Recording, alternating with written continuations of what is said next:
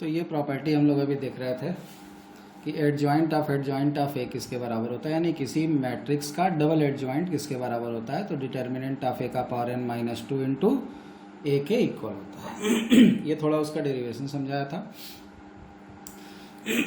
अब इसके बाद अगली प्रॉपर्टी देखते हैं।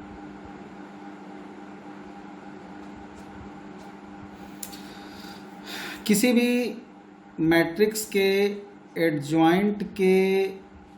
एडजॉइंट का अगर डिटर्मिनेंट निकाला जाए, यानी डबल एडजॉइंट का अगर डिटर्मिनेंट निकाला जाए, तो डबल एडजॉइंट का जो डिटर्मिनेंट होता है वो किसके इक्वल टू होता है, ए का determinant to the power n minus 1 का whole square.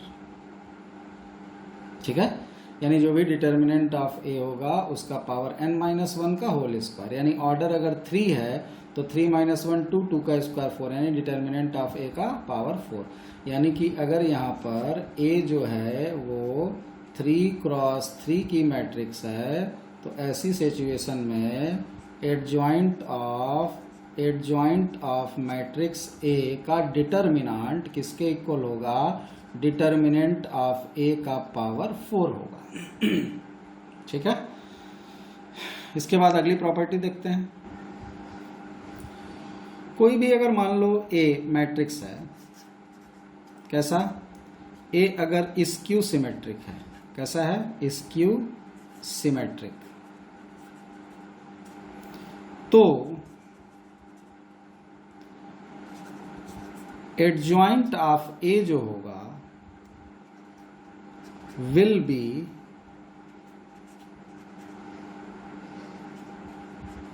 Symmetric if n यानी ऑर्डर ऑफ ए मैट्रिक्स का order, if n is odd, और स्क्यू सिमेट्रिक होगा if n is even। क्या मतलब है इसका? जैसे प्रूफ देखो इसका, मान लो ए का ट्रांसपोज माइनस ए के बराबर, ये तो गिवन है, ये दिया हुआ है, क्वेश्चन में दिया है। ए कैसा मैट्रिक्स है, स्क्यू सिमेट्रिक मैट्रिक्स है।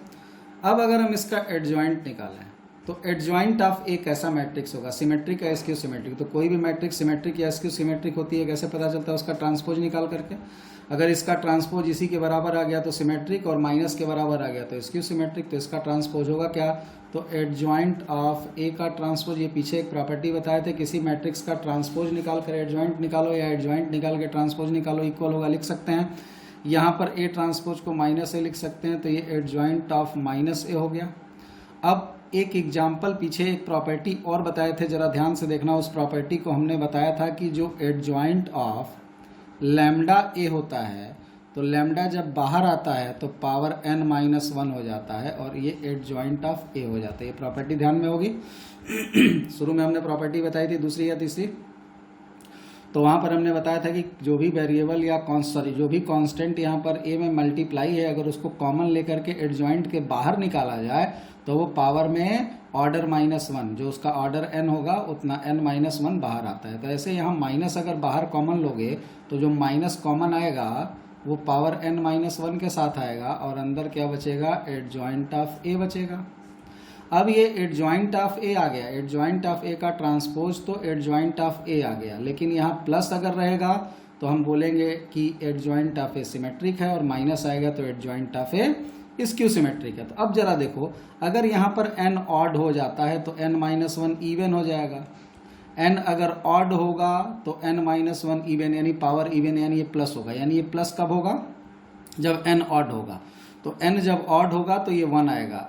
तो हमने यहाँ पर क्या बोला कि n अगर ऑड होगा तो प्लस आएगा, यानी मैट्रिक्स कैसी होगी, सिमेट्रिक होगी। और n अगर इवन होगा तो इवन माइनस 1 ऑड, तो माइनस 1 का पावर ऑड हो जाएगा, और ऑड हो जाएगा यानी मैट्रिक्स कैसी होगी, सिमेट्रिक मैट्रिक्स। तो n अगर इवन होगा तो n माइनस 1 ऑड हो जाएगा, यानी ये ऑड होगा तो ये निगेटिव देगा। ऐसी सिचुएशन में ये स्क्यू सिमेट्रिक हो जाएगा। तो इस तरीके से हम लोग इन छोटी मोटी बातों को ध्यान में रख सकते हैं। अब अगली प्रॉपर्टी एक देखो, और इम्पोर्टेंट प्रॉपर्टी। किसी भी मैट्रिक्स के प्रोडक्ट का जब एडजॉइंट निकालते हैं तो ये रिवर्सिबल लॉ को सेटिस्फाई करता है। जैसे ध्यान में होगा आपको कि हमने ट्रांसपोज में बताया था कि ट्रांसपोज प्रोडक्ट में जाता है तो रिवर्सिबल लॉ को सेटिस्फाई करता है। ऐसे ही यहाँ पर ये आएगा तो ये रिवर्सिबल लॉ को सेटिस्फाई करेगा। तो इस प्रॉपर्टी को भी ध्यान रखना, ये डायरेक्ट प्रॉपर्टी ही कई बार क्वेश्चन आईटी में पूछा हुआ है, डायरेक्ट प्रॉपर्टी पे ही कि एडजॉइंट ऑफ ए बी किसके बराबर होता है, ऑप्शन में दिया हुआ है कि कौन सा सही है कौन सा गलत है। तो इस तरीके के जो क्वेश्चंस हैं डायरेक्ट प्रॉपर्टी से जेई में पूछे जाते हैं, इनको आप ध्यान में रख सकते हैं। इसका भी प्रूफ किया जा सकता है। अगली प्रॉपर्टी देखो, अगर ए डायगोनल मैट्रिक्स है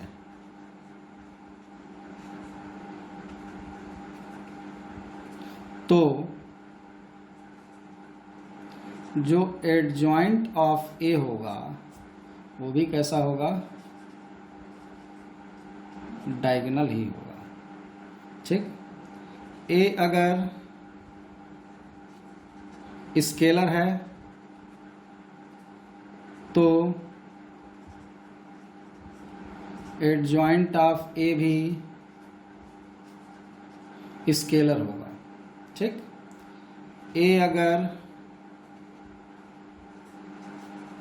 ट्रायंगुलर है तो एडजॉइंट ऑफ ए भी ट्रायंगुलर होगा। तो इन सारी प्रॉपर्टीज को आप थोड़ा बहुत ध्यान में रखिएगा। ठीक है, तो ये थे एडजॉइंट ऑफ मैट्रिक्स की प्रॉपर्टीज, और डायरेक्टली इन प्रॉपर्टीज से जेई ने कई बार क्वेश्चन पूछ चुके हैं या प्रॉपर्टी का यूज करके भी क्वेश्चन पूछा हुआ है। प्रूफ का जेई एडवांस या जेई मेंस के लिए कोई बहुत यहाँ इंपॉर्टेंस नहीं है, फिर भी क्वेश्चंस वगैरह में कैसे सेटल किया जाता है चीज़ों को, प्रॉपर्टी आप ध्यान रखेंगे तभी क्वेश्चन कर पाएंगे। अब मैट्रिक्स का इन्वर्स कैसे निकाला जाता है। जैसे किसी नंबर का इन्वर्स क्या होता है, 2 का इन्वर्स 1/2 हो गया। अब इन्वर्स में भी दो तरीके के इन्वर्स हैं, एक मल्टीप्लिकेटिव एक additive inverse. Additive inverse negative हो जाता है किसी नंबर का, जैसे 2 नंबर है मान लो उसका इन्वर्स पूछा जाए तो कैसा इन्वर्स, मल्टीप्लिकेटिव इन्वर्स बोलेगा तो 1/2, और अगर एडिटिव इन्वर्स बोलेगा तो -2, और कुछ नहीं बोला केवल इन्वर्स बोला तो केवल इन्वर्स के केस में हम लोग उसको मल्टीप्लिकेटिव इन्वर्स ही समझते हैं। यहाँ हम लोग मैट्रिक्स का इन्वर्स निकालने जा रहे हैं कि किसी मैट्रिक्स का इन्वर्स कैसे निकालेंगे। यानी इन्वर्स से हमको ये पता करना है कि किसी भी मैट्रिक्स का इन्वर्स मैट्रिक्स मतलब एक ऐसी मैट्रिक्स जो उसमें मल्टीप्लाई करने पर क्या दे दे, आइडेंटिटी दे दे। जैसे 2 का इन्वर्स 1/2 क्यों है, क्योंकि 2 और 1/2 को मल्टीप्लाई करने पे अपने को 1 मिलता है। 1 क्या है, मल्टीप्लिकेशन की आइडेंटिटी है, मल्टीप्लिकेशन की आइडेंटिटी है।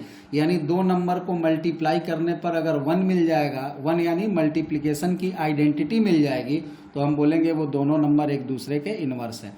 ऐसे ही किसी भी 2 मैट्रिक्स को मल्टीप्लाई करने पर यानी किसी मैट्रिक्स 2 मैट्रिक्स को मल्टीप्लाई करने पर अगर हमको आइडेंटिटी मैट्रिक्स मिल गई, चाहे वो किसी भी ऑर्डर में मल्टीप्लाई किया गया हो, तो हम बोलते हैं then B is equal to A inverse, या B is called inverse of matrix A, या A is called inverse of matrix B, दोनों को बोल सकते हो। A is equal to B inverse, ये भी बोला जा सकता है। तो मिला जुला कर कहने का क्या मतलब हुआ कि किसी भी मैट्रिक्स में अगर किसी दूसरी मैट्रिक्स को मल्टीप्लाई करने पर आइडेंटिटी आ जाता है तो बोलते हैं वो दोनों मैट्रिक्स एक दूसरे के क्या हैं, इनवर्स हैं।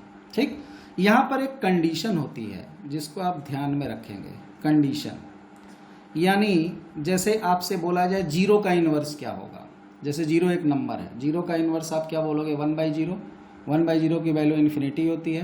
क्या होता है, इन्फिनिटी डज नॉट एग्जिस्ट होता है, यानी 0 एक ऐसा नंबर है जिसका इनवर्स एग्जिस्ट नहीं करता। ऐसे ही हम मैट्रिक्स का इनवर्स कब निकाल सकते हैं, जब वो एग्जिस्ट करता हो। और मैट्रिक्स का इनवर्स एग्जिस्ट कब करता है, तो if A be a non-singular matrix then A is called invertible matrix. यानी कोई भी मैट्रिक्स इन्वर्टिबल कब होगी, किसी भी मैट्रिक्स का इन्वर्स कब निकाला जा सकता है, जब वो कैसी हो, नॉन सिंगुलर। नॉन सिंगुलर का मतलब क्या होता है कि determinant of A not equal to zero. Determinant of A zero नहीं होगा। अगर किसी मैट्रिक्स का डिटर्मिनेंट जीरो है तो उस मैट्रिक्स का इन्वर्स पॉसिबल नहीं है, उसका इन्वर्स एग्जिस्ट नहीं करेगा, वो मैट्रिक्स इन्वर्टिबल मैट्रिक्स नहीं कहलाएगी। अब इन्वर्स निकालने के लिए अपने पास जो मेथड्स हैं उनमें कुछ मेथड्स पे चर्चा करेंगे। सबसे पहले मेथड फर्स्ट। ये मेथड किसके लिए बता रहे हैं, टू फाइंड इन्वर्स। इन्वर्स निकालने के लिए, इन्वर्स निकालने का जो पहला मेथड हम लोग यूज़ करेंगे वो क्या होगा, उसके लिए एक फार्मूला हम लोग यहाँ डिराइव करते हैं। हम लोग को पता है कि कोई भी मैट्रिक्स जो ए है उसमें अगर एडजॉइंट ऑफ ए से मल्टीप्लाई किया जाता है तो हमने एक प्रॉपर्टी बता रखी है एडजॉइंट में, देखो AIN प्रॉपर्टी आप देख सकते हैं एडजॉइंट की, ये एक प्रॉपर्टी है। यहाँ पर अगर हम बोलें कि ए एडजॉइंट ऑफ ए को अब डिटर्मिनेंट ऑफ ए से डिवाइड कर दो, डिवाइड कर सकते हैं, डिटर्मिनेंट ऑफ ए को नीचे ला सकते हैं डिनोमिनेटर में, क्यों, क्योंकि डिटर्मिनेंट ऑफ ए जीरो नहीं है, क्योंकि इन्वर्स तभी निकलता है जब डिटर्मिनेंट ए जीरो नहीं होता। ये किसके बराबर हो गया, IN के बराबर हो गया।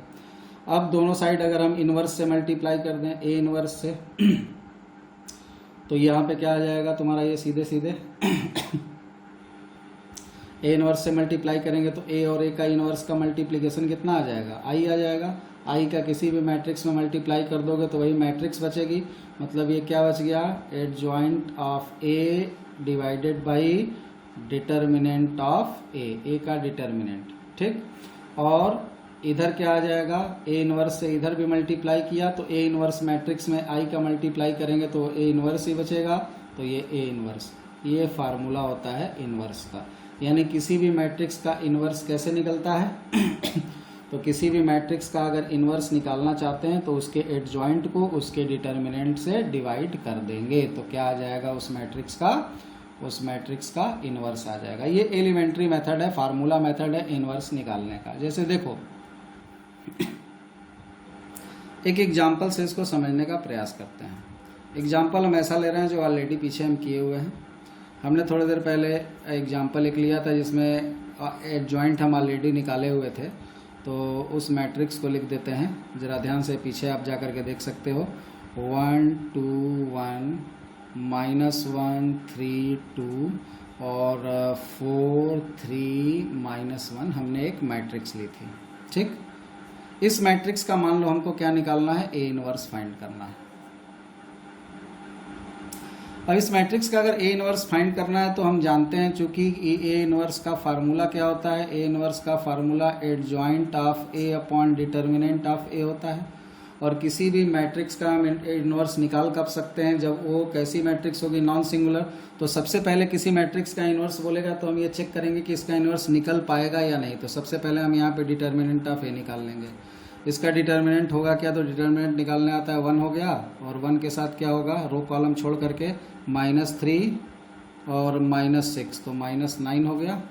और फिर यहाँ पे -2 आया, -2 के साथ क्या लेंगे, रो कॉलम छोड़ देंगे तो 1 और -8 तो 1 -8 कितना हो जाएगा, -7 हो जाएगा।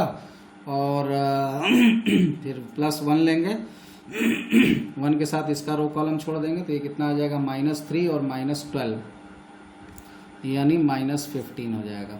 ये टोटल वैल्यू कितनी आ गई, -9 + 14 -15 तो रिजल्ट आ गया -10। और -10 जीरो के बराबर नहीं है, तो चूंकि determinant of A not equal to zero, so A inverse exists, A inverse निकाला जा सकता है, ठीक है। अब ये ए इन्वर्स होगा कितना, तो चूंकि हम जानते हैं कि यहाँ पर एडजॉइंट ऑफ ए कितना है ए का एडजॉइंट हमने इस पर्टिकुलर एग्जांपल के लिए निकाल रखा है, आप पीछे जा करके देखो।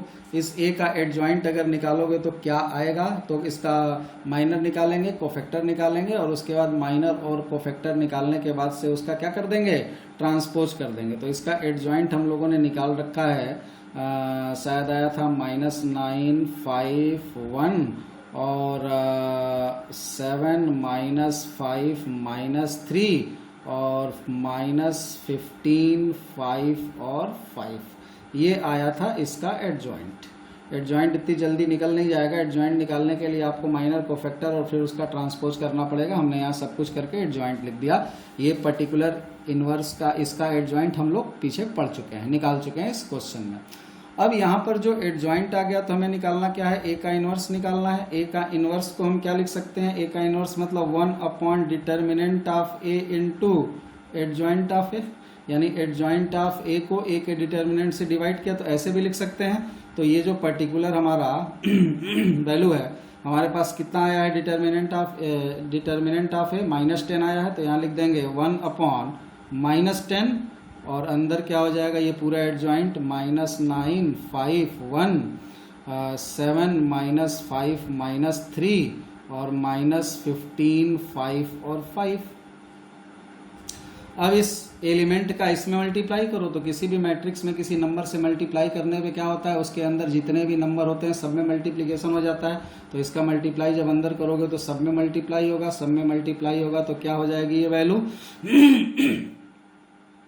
ये हो जाएगा, ऊपर ये डिवाइड करेगा तो 9/10 हो जाएगा, ये 5/10 यानी -1/2 हो जाएगा, ये -1/10 हो जाएगा, ये -7/10 हो जाएगा, ये तुम्हारा 1/2 हो जाएगा, ये 3/10 हो जाएगा, ये तुम्हारा -3/2 हो जाएगा, सॉरी +3/2 हो जाएगा, ये तुम्हारा -1/2 हो जाएगा, और ये भी तुम्हारा -1/2 हो जाएगा।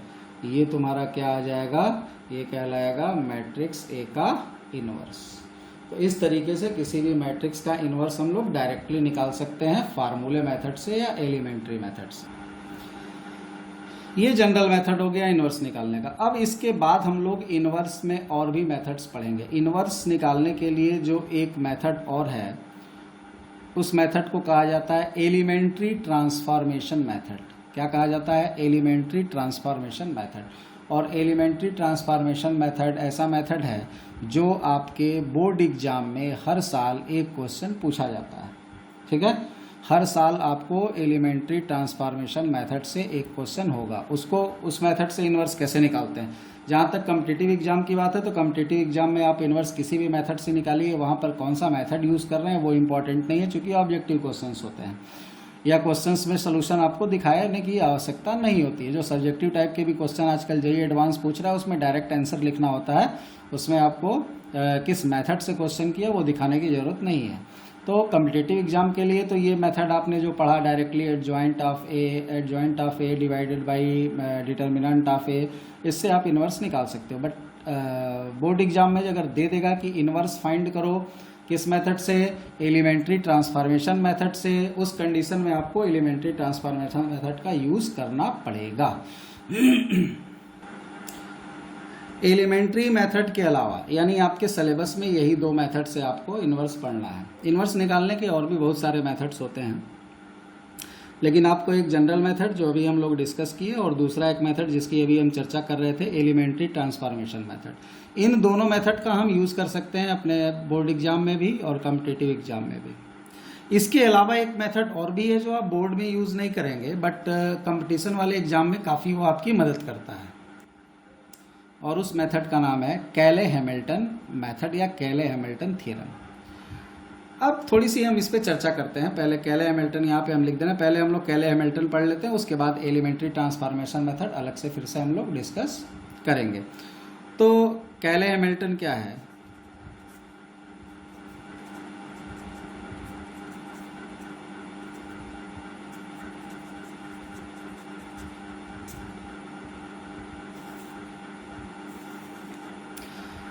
या कब कैले-हैमिल्टन का यूज़ किया जाएगा। किसी भी क्वेश्चन में हम लोग कैले-हैमिल्टन का इस्तेमाल कब करेंगे। जेईई एडवांस या जेईई मेंस में अगर क्वेश्चन आए मान लो इन्वर्स निकालने का, मान लो किसी भी मैट्रिक्स का इन्वर्स निकालना है और उसका जो इन्वर्स है, उसका इन्वर्स का जो रिजल्ट है वो रिजल्ट एक इक्वेशन फॉर्म में लिखा हो, उसका रिजल्ट एक इक्वेशन के फॉर्म में लिखा हो। जैसे मान लो पहले हम एक एग्जांपल ही ले लेते हैं, उसके बाद फिर केले हैमिल्टन की बात करते हैं। मान लो कह दे if a is equal to 1 minus 1 3 2 2 1 और 0 माइनस 1 और 2। मान लो हमने से जनरल कोई भी एक एग्जांपल ले लिया, ठीक है। और यहाँ पर आपसे बोला जाए कि तब ए इनवर्स की वैल्यू किसके बराबर होगी, और ऑप्शन दे दे एग्जाम में कि ऑप्शन ए है A inverse is equal to 1/3 A cube minus 5a plus 11i। B option दे दे 1/6 A cube minus 5a plus 11i, या सी ऑप्शन दे दे 1/3 A square minus 5a plus 11i, या एक ऑप्शन दे दे डी नन ऑफ दीज।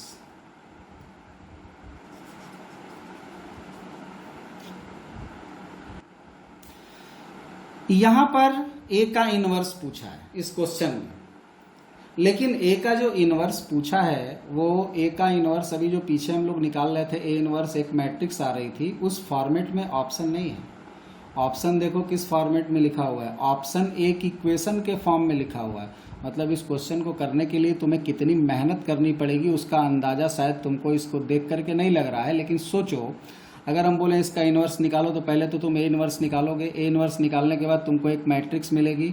अब तुम फिर क्या करोगे, ए का क्यूब करोगे, ए निकालोगे, ये सारा ऑपरेशन लगा करके 3 से डिवाइड करके देखोगे क्या आ रहा है रिजल्ट। अगर वो ए इन्वर्स के बराबर आ रहा है तो ये सही है, नहीं है तो ये सही है, नहीं है तो ये सही है, नहीं है तो ये सही है, ठीक है। तो इसमें तुमको करना क्या पड़ेगा, इसमें मेहनत बहुत करनी पड़ेगी। पहले इन्वर्स निकाला, इन्वर्स का एक रिजल्ट आया और ये चारों ऑप्शन से चेक करना पड़ेगा स्क्वायर और क्यूब निकाल करके कि कौन सा ऑप्शन इस वैल्यू को सेटिस्फाई कर रहा है। तो ये प्रोसेस लेंदी हो जाता है।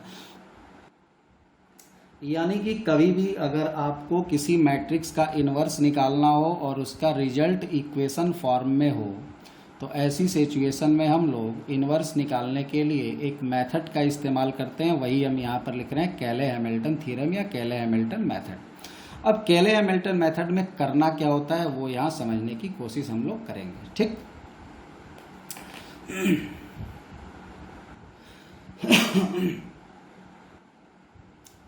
तो अब हम लोग यहाँ पे केले हैमिल्टन थ्योरम है क्या उस पर चर्चा करते हैं। तो थ्योरम क्या है उस पर हम लोग बात करेंगे, या ये आपके सिलेबस के बाहर की चीज़ है। फिलहाल इसका यूज़ करके हम इस क्वेश्चन को, ऐसे क्वेश्चन को आसानी से कर सकते हैं। तो डायरेक्ट हम यहाँ पे बात कर रहे हैं कि इसमें करना क्या होगा। सीधे सीधे ध्यान से समझ लो मेथड, बस सीधे समझ लो क्या होता है केले हैमिल्टन थ्योरम। उस सब के चक्कर में अभी पढ़ने की ज़रूरत नहीं है, सिलेबस के बाहर की चीज़ है। हमने पहले भी बोला था कि मैट्रिक्स डिटर्मिनेंट जो आपका चैप्टर है ये एलिमेंट्री लेवल ही आपको पढ़ना है, बाकी आगे ये बहुत ब्रॉड है, बहुत बड़ा सिलेबस है मैट्रिक्स डिटर्मिनेंट का। तो वहाँ पर जाने के बाद से काफ़ी डिटेल में ये सब चीज़ें पढ़ेंगे, तो वहाँ पे ये सारे थ्योरम फिर और डिटेल में आपको पढ़ने पड़ेंगे। फिलहाल इस पर्टिकुलर ऐसे क्वेश्चन में करना क्या होता है, ऐसे क्वेश्चन में करना क्या होता है कि हम डिटर्मिनेंट निकालते हैं a माइनस लैम्डा आई और उसको 0 कर देते हैं, ठीक है। क्या करेंगे, ए आपके पास मैट्रिक्स है जिसका इन्वर्स निकालना है, उसमें से क्या माइनस कर दिया, लैम्डा आई। लैम्डा आई मतलब समझ रहे हो, आई आइडेंटिटी मैट्रिक्स है, उसमें लैम्डा से मल्टीप्लाई किया। लैम्डा क्या है, लैम्डा कोई भी नंबर है, स्केलर नंबर, कोई भी स्केलर नंबर 1 2 3। तो ये लैम्डा एक वेरिएबल की तरह यहाँ पे लेते हैं, 1 2 3 नहीं रखते हैं, वेरिएबल की तरह लैम्डा डायरेक्ट यहाँ पर यूज कर लेते हैं, ठीक। इसी को मैट्रिक्स में कहा जाता है कैरेक्टरिस्टिक इक्वेशन। क्या कहा जाता है, characteristic equation of matrix A. इसको मैट्रिक्स ए का कैरेक्टरिस्टिक इक्वेशन कहते हैं। अब क्या कहते हैं उसके चक्कर में नहीं पड़ना है, मिला जुला कर ये क्या लिखा हुआ है, ये डिटर्मिनेंट का साइन है। किसका साइन है? डिटर्मिनेंट। किसका डिटर्मिनेंट? तो ए मैट्रिक्स जो थी, जो हमने अभी एग्जांपल में जैसे ऊपर मैट्रिक्स ए ली थी, उस ए मैट्रिक्स में से लैम्डा आई घटा करके और उसका डिटर्मिनेंट निकाल करके 0 के बराबर कर देंगे। कैले हैमिल्टन ने ये कहा था, अकॉर्डिंग टू कैले हैमिल्टन थ्योरम, कैले हैमिल्टन का थ्योरम कहता है कि the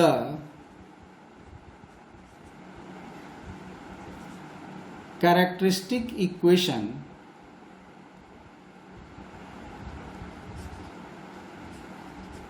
satisfy by matrix A. इस कैरेक्टरिस्टिक इक्वेशन को मैट्रिक्स ए सेटिस्फाई करता है। ठीक है, अब सेटिस्फाई करने का क्या मतलब है? किसी भी इक्वेशन को कोई चीज सेटिस्फाई कर रही है, उसका मतलब क्या हो गया कि उस इक्वेशन में जो भी वेरिएबल है उसके प्लेस पर, उसको रखने पर वो सेटिस्फाई हो जाए। तो ये बताओ कि इसमें वेरिएबल कौन है? ए तो तुमको दिया हुआ है, आई आइडेंटिटी मैट्रिक्स तुम जान ही रहे हो, कांस्टेंट है। लैम्डा यहाँ पे वेरिएबल है, तो लैम्डा अगर वेरिएबल है तो कहने का मतलब ये है कि कैले हैमिल्टन ने ये बोला कि इस इक्वेशन में अगर हम लैम्डा की जगह ए रख दें तो इसको सेटिस्फाई करेगा। तो ये तो सिंपल सी चीज़ है, ऐसे भी तुमको कॉमन सेंस से दिख रहा है कि भाई अगर तुम लैम्डा की जगह ए रख दोगे तो ए इंटू आई ए हो जाएगा और ए माइनस ए 0 हो जाएगा। तो इसमें कोई बहुत बड़ा तोप चीज़ तो नहीं है, डायरेक्ट आपको दिख भी रहा है। अगर इस लैम्डा की जगह तुम ये ए उठा के रख देते हो तो ये क्या बन जाएगा? ए इंटू आई, ए आई कितना हो जाएगा? ए, और ए में से ए का माइनस 0, तो 0 का डिटर्मिनेंट क्या हो जाएगा? 0 हो जाएगा। ठीक है, तो कैले हैमिल्टन ने यही बताया था कि इस तरीके की जो कैरेक्टरिस्टिक मैट्रिक्स होती है, इस कैरेक्टरिस्टिक मैट्रिक्स को मैट्रिक्स ए क्या करती है? सेटिस्फाई करती है। ठीक, अब इसी मैट्रिक्स, इसी मेथड का इस्तेमाल करके हम लोग इस तरीके के क्वेश्चंस को सॉल्व करते हैं। अब जैसे ऊपर वाले एग्जाम्पल को ही हम लोग फिर से सॉल्व करने चल रहे हैं। ऊपर जो ये एग्जाम्पल हमने लिखा है, इस एग्जाम्पल को हम सॉल्व करके और दिखाते हैं कि इसको कैले हैमिल्टन थ्योरम से कैसे सॉल्व करके डायरेक्ट रिजल्ट निकाला जा सकता है। ठीक है, तो देखो करेंगे क्या। यहां पर सबसे पहले हम लोग ए माइनस लैम्डा आई निकालेंगे। ए माइनस लैम्डा आई का डिटर्मिनेंट हमको क्या रखना है? 0। अब ए माइनस लैम्डा आई होगा कितना? जल्दी जल्दी बोलो। ए कितना है? ए है 1 माइनस 1 3 2 2 1 0 माइनस 1 2, माइनस करना है लैम्डा, और आई क्या है? 1 1 1 0 0 0 0 0 0, यही तो आई होता है। इसको किसके बराबर करना है? पहले ये मैट्रिक्स निकालो। ये कौन सी मैट्रिक्स है? ये ए माइनस लैम्डा आई है। तो कितना हो जाएगा? ए माइनस लैम्डा आई। ए माइनस लैम्डा आई की जो वैल्यू होगी ये कितनी हो जाएगी? ये सीधे सीधे इसमें से इसको माइनस कर देंगे तो ये क्या बचेगा? डिटर्मिनेंट। यहाँ पर यहाँ मैट्रिक्स क्या बचेगी? मैट्रिक्स बचेगी 1 माइनस लैम्डा। ये लैम्डा का मल्टीप्लाई करेंगे अगर अंदर तो ये सीधे क्या हो जाएगा? यहाँ लैम्डा, यहाँ लैम्डा, यहाँ लैम्डा, यहाँ लैम्डा लिखने की जरूरत नहीं है। तो ये हो जाएगा 1 minus lambda minus 1 3 2 2 minus lambda 1 0 minus 1 और 2 माइनस लैम्डा। ये क्या आ गया? ये मैट्रिक्स आ गया। इसको कहा जाता है characteristic matrix, characteristic matrix.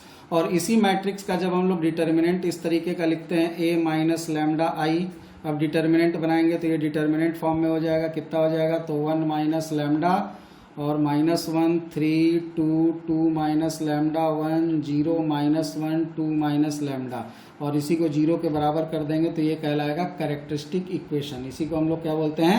Characteristic equation. अब इस डिटर्मिनेंट को सॉल्व करते हैं। इस डिटर्मिनेंट को सॉल्व करेंगे तो 1 माइनस लैम्डा, अंदर क्या बचेगा जरा देखो, सीधे इसका प्रोडक्ट, तो 2 माइनस लैम्डा का होल स्क्वायर प्लस 1, और फिर ये माइनस माइनस प्लस हो जाएगा ये माइनस 1 पहले से है, और 2 माइनस लैम्डा, ठीक है, और plus 3 minus 2 is equal to 0। इसको अगर सिंप्लीफाई किया जाए तो इसको सिंप्लीफाई करने के बाद हमको मिलेगा सीधे सीधे लैम्डा का क्यूब वगैरह सॉल्व करके, तो इसकी वैल्यू आ जाएगी लैम्डा का cube minus 5 lambda square plus 11 lambda minus 3 is equal to 0। ये वैल्यू हमको यहाँ पर मिलेगी। अब कैले हैमिल्टन ने क्या कहा था कि ये जो इक्वेशन होता है ये क्या आ गया? कैरेक्टरिस्टिक इक्वेशन आ गया। कैले हैमिल्टन ने क्या कहा था कि कैरेक्टरिस्टिक इक्वेशन को हमारा जो मैट्रिक्स होता है सेटिस्फाई करता है। चूंकि कैरेक्टरिस्टिक इक्वेशन सेटिस्फाई बाई ए, यानी लैम्डा की जगह ए रख सकते हैं, तो ये क्या हो जाएगा तुम्हारा, ये हो जाएगा ए का क्यूब माइनस 5a का square plus 11a minus 3 is equal to 0। अब यहाँ देखो एक कमी रह गई, क्या हो गया, अभी थोड़ी देर पहले यहाँ पर लैम्डा एक नंबर था और यहाँ पर लैम्डा मैट्रिक्स हो गया, तो किसी भी मैट्रिक्स को किसी नंबर के साथ कैलकुलेट नहीं कर सकते, तो अब इस नंबर को भी हम मैट्रिक्स बना लेंगे ताकि कैलकुलेशन में इन्वॉल्व हो। तो यहाँ पर अपने आप से कांस्टेंट में आई आपको अप्लाई करके रखना पड़ेगा। क्यों? क्योंकि ये भी मैट्रिक्स, ये भी मैट्रिक्स, ये भी मैट्रिक्स, तो ये भी तो मैट्रिक्स होना चाहिए, क्योंकि मैट्रिक्स माइनस नंबर का तो कोई मीनिंग नहीं है। तो अब ये तुम्हारा क्या हो गया, अब ये कैरेक्टरिस्टिक इक्वेशन आ गया, और हर कैरेक्टरिस्टिक इक्वेशन को, ये कैरेक्टरिस्टिक इक्वेशन था, और हर कैरेक्टरिस्टिक इक्वेशन को कौन सेटिस्फाई करता है, मैट्रिक्स सेटिस्फाई करता है, जिस मैट्रिक्स का वो इक्वेशन होता है। तो ये जो ए था इसका हमने निकाला था, ये वैल्यू आ गई, ये कैरेक्टरिस्टिक इक्वेशन आ गई, ये आ गया तुम्हारा। अब हमको ए इनवर्स निकालना। ए इनवर्स कैसे निकलेगा, तो पूरे को ए इनवर्स से मल्टीप्लाई कर दो, तो ए इनवर्स से मल्टीप्लाई कर दोगे तो क्या हो जाएगा, ये ए स्क्वायर हो जाएगा, ये कितना हो जाएगा 5a हो जाएगा, और प्लस ये 11i हो जाएगा। i क्यों, क्योंकि ए इनवर्स का ए में मल्टीप्लाई करोगे तो i हो जाएगा, और माइनस ये 3a इनवर्स हो जाएगा इज इक्वल टू 0। किए क्या हमने यहाँ पे, किया क्या, multiply by A inverse, A inverse से टोटल में मल्टीप्लाई। अब ए इनवर्स की वैल्यू निकालनी है, देखो ए इनवर्स की वैल्यू आ गई। ए इनवर्स की वैल्यू क्या होगी, उधर लेते जाओ, उधर लेते जाओगे तो 3a inverse is equal to A square minus 5a plus 11i, यानी ए इनवर्स की वैल्यू कितनी हो गई, ए इनवर्स की वैल्यू हो गई 1/3a square minus 5a plus 11i, यही इनवर्स आ गया। तो कैले हैमिल्टन से क्या करना है, सिंपली कैले हैमिल्टन अगर आपको लगाना है तो जो भी मैट्रिक्स दी हुई है उस मैट्रिक्स को माइनस लैम्डा आई कर दो। ए माइनस अगर ये दिया हुआ तो ए माइनस लैम्डा आई, उसका डिटर्मिनेंट सॉल्व करो, उसका डिटर्मिनेंट लैम्डा के फॉर्म में एक इक्वेशन बनाएगा, उस इक्वेशन में लैम्डा के प्लेस पर ए रख दो, क्योंकि कैले हैमिल्टन ने कहा था कि हर इक्वेशन को मैट्रिक्स सेटिस्फाई करती है, तो ए रख दिया उसके जगह, ए रखा। और कांस्टेंट पे ध्यान रखना, क्योंकि यहाँ लैम्डा हमने एक स्केलर नंबर लिया था तो ये 3 चलेगा, लेकिन जब ये मैट्रिक्स हो गई तो 3 नहीं चलेगा, तो वहां पर हमको मैट्रिक्स बनाना पड़ेगा। तो 3 को आई से मल्टीप्लाई करके, यानी कांस्टेंट को आई से मल्टीप्लाई करके उसको भी हम क्या बना लेंगे, मैट्रिक्स बना लेंगे। और इस पूरे सिस्टम में ए इनवर्स से मल्टीप्लाई कर देंगे, इस पूरे सिस्टम में ए इनवर्स से मल्टीप्लाई कर देंगे तो सबकी डिग्री एक एक कम हो जाएगी, इसकी डिग्री एक कम, ए इनवर्स से मल्टीप्लाई किया तो एक तो खत्म हो गया, इसको भी ए इनवर्स से मल्टीप्लाई किया, डिग्री एक कम हो गई, यहाँ आई हो गया और ये ए इनवर्स हो गया। इसको इधर उधर सॉल्व करके ए इनवर्स निकाला जा सकता है। तो इस मेथड से हम लोग किसी भी मैट्रिक्स का इनवर्स निकाल सकते हैं और रिजल्ट हमको एक इक्वेशन फॉर्मेट में मिलता है।